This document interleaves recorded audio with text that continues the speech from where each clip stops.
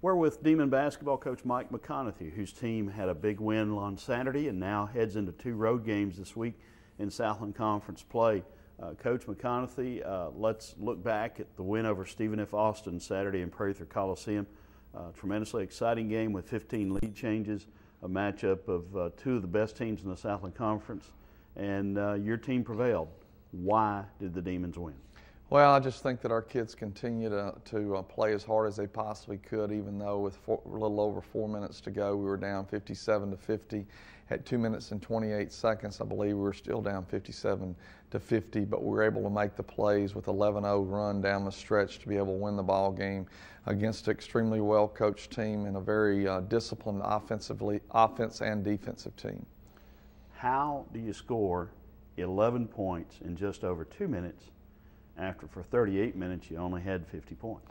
Well, I think that a lot of it has to do with that we finally were able to speed the game up, and a lot of that could have been because of the fact that they were they're very disciplined all the time in their offense, but they were trying to make sure that they got the shot clock down to the lowest possible place to take a shot, and we were able to pick them up. And the other factor is we were able to score a basket, and when you score a basket, you can set your press up.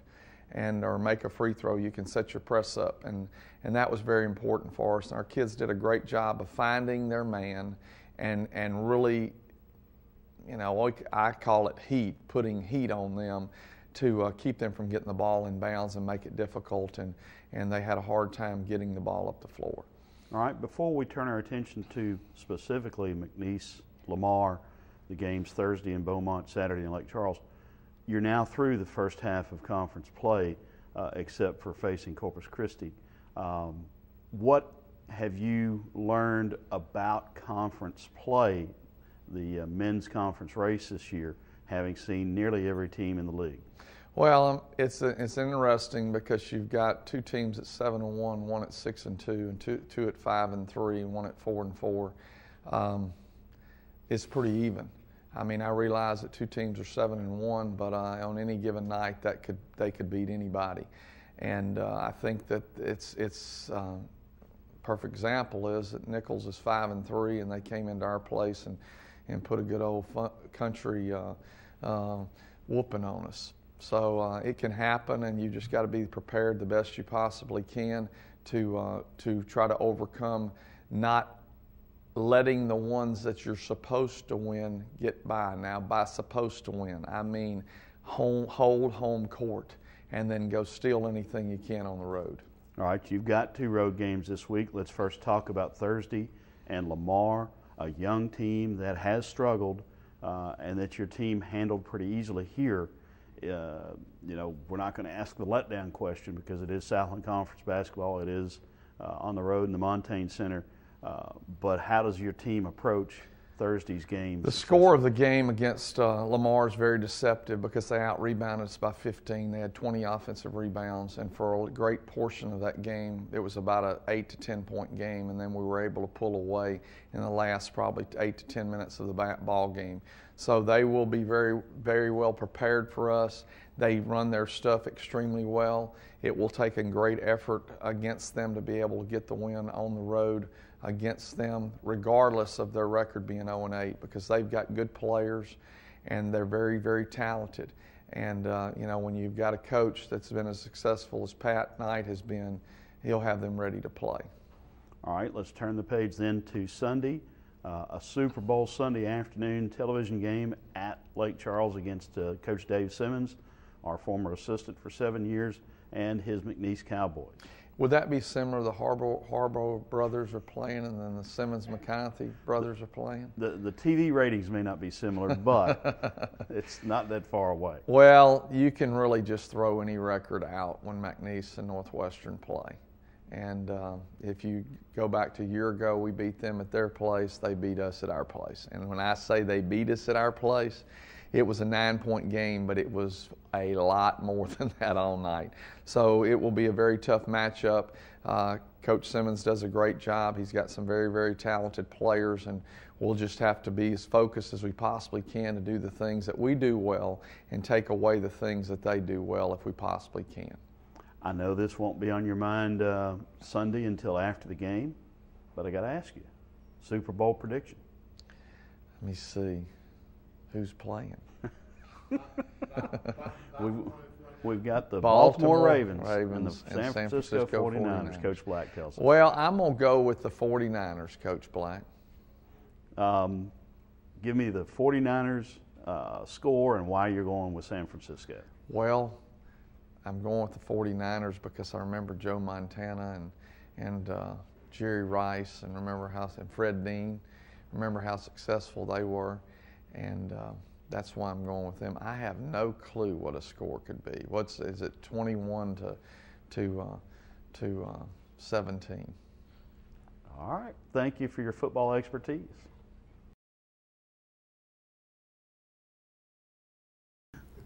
We're with Lady Demon co-head coach Brooke Storr, whose team has battled hard through the first half of the conference race. We still have Texas A&M Corpus Christi left to play to complete the first round.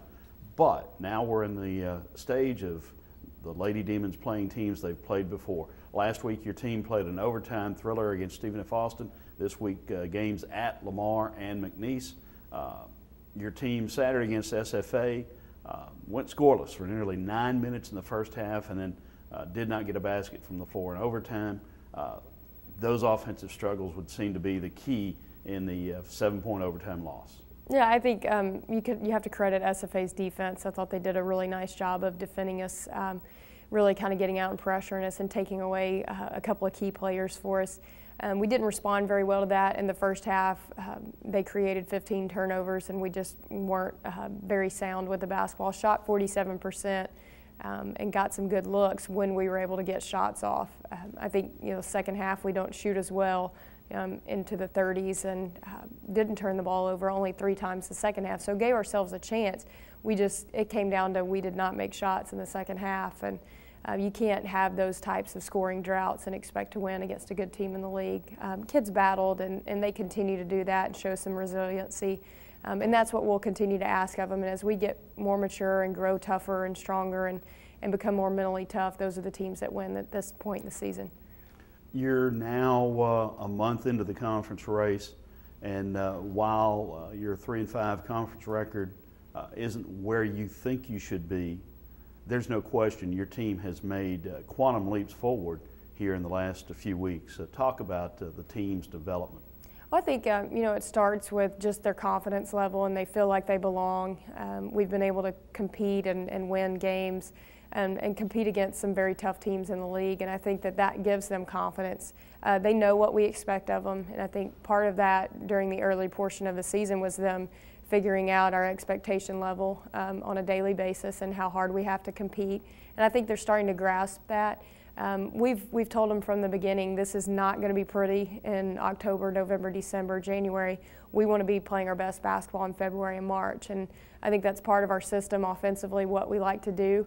And I think that when you try to play tournament basketball in those early portions of the season, sometimes it is ugly, but it's beneficial once you get down the stretch in conference play and into the conference tournament.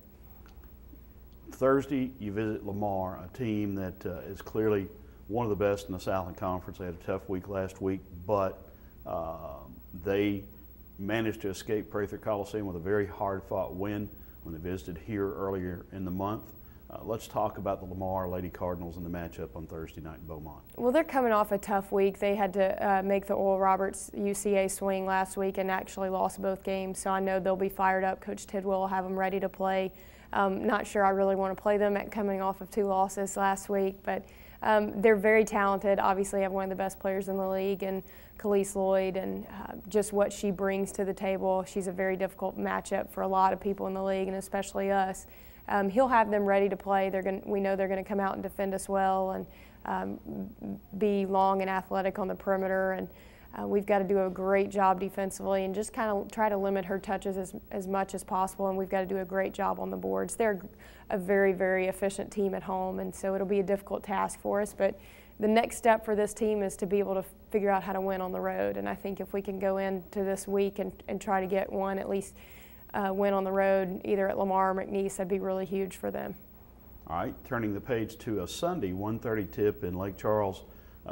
Unusual because of a Sunday tip for the Lady Demons and a matchup of a game in which you led for 4.5 seconds, but it was the right 4.5. That's all we can hope for. It's just you're leading at the right time at the end of the game. I actually went back and was watching some McNeese film last night, and it's interesting when you execute at critical times, and it was something that we did against McNeese and then didn't do against SFA on Saturday. But it is an interesting tip time because we play on a Saturday or Sunday instead of a Saturday. It's Super Bowl Sunday, so we're hoping that not many fans come out, that they don't have a great home court advantage. They're all getting ready for their Super Bowl parties. But I think our kids will be ready to play. They're excited about a chance to play at McNeese again.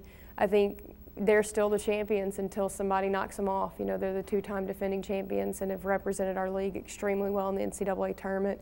We have a lot of respect for both Lamar and McNeese and the job that Coach Tidwell and Coach Williams have done the last few years and what their programs stand for the league. So it'll be a difficult week for us, a tough test obviously on Thursday, and then followed up by a tough test on Sunday.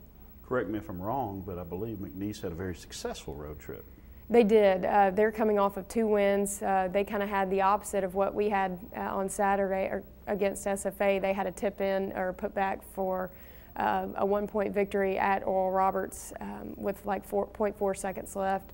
Had a presence of mind to just stick it back on a missed jumper. And then they go and really take it to Central Arkansas, which I believe Northwestern State was the last team to beat UCA at UCA, I think in 2011. So it's a tough place to play, and for them to go on the road, that's a tough trip to get both wins. It's big, and I think it goes back to their maturity and their experience at the guard position.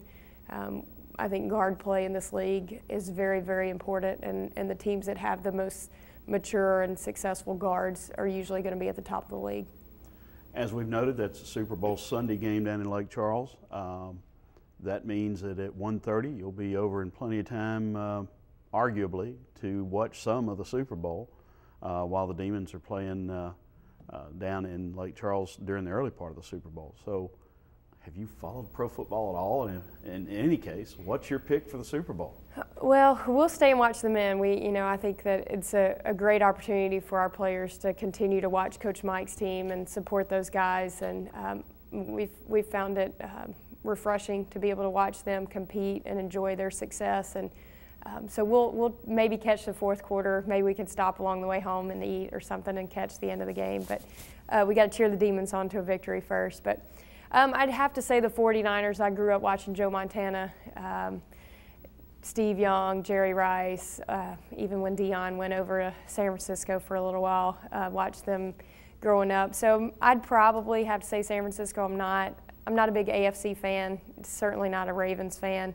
You do have to have a lot of respect for their defense and what they do, but I think it's really neat storyline. Obviously, it'll be beaten to the ground with the Harbaugh brothers, but what a neat deal for their family, their parents. How do you choose who to cheer for? So it'll be exciting. At our house, we haven't been able to watch a lot of anything other than our game film. So it'll be interesting to see who wins. I know it's a big event for the state of Louisiana, having the Super Bowl in New Orleans, so a big time, and I'm going to go with 49ers. Very good. Any score? Oh, that Ravens D is tough. We'll see how they handle having Kaepernick back there. I'm going to say 28-21.